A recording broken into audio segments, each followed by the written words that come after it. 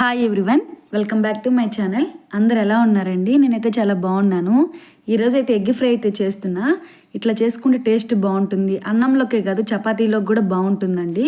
ఇప్పుడైతే stove on చేసి pan అయితే పెట్టుకుని ఆయిల్ వేసుకున్నాను. ఆయిల్ కూడా వీటెక్కిన తర్వాత ఆనియన్స్ అయితే వేసుకుంటున్నా.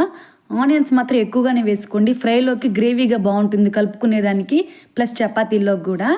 ఇంట్లో ఏమీ లేనప్పుడు హడావిడి లేకుండా ఈజీగా చేసుకునే రెసిపీ అండి ఇది. మాత్రం 10 నిమిషాలకి అయిపోతుంది.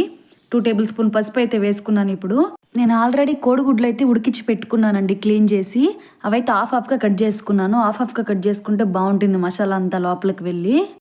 ఏదైనా కర్రీస్ చేసినప్పుడు ఎప్పుడు ఒకేలాగా చేస్తే బోర్ కొడుతుంది కదా ఇంట్లో తినే వాళ్ళకి కూడా. అందుకని ఇట్లా కొత్తగా అయితే ట్రై చేశాను. కొత్తగా అంటే ఇప్పుడు వరకు నేను ఎప్పుడు అంత ఇదిగా చేయలేదండి ఇట్లా ఎగ్తో. అందువల్ల నాకైతే కొత్తగానే అని చెప్తున్నాను. ఆనియన్స్ ఇట్లా గోల్డెన్ కలర్లోకి వచ్చేదాకా వేపుకోవాలి.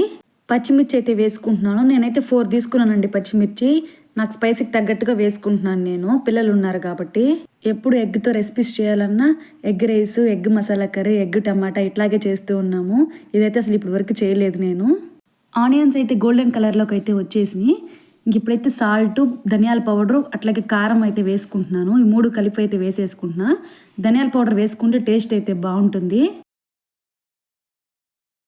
ఇప్పుడు ఒక 5 నిమిషాలు లో ఫ్లేమ్లో పెట్టి బాగా తిప్పుకోవాలి.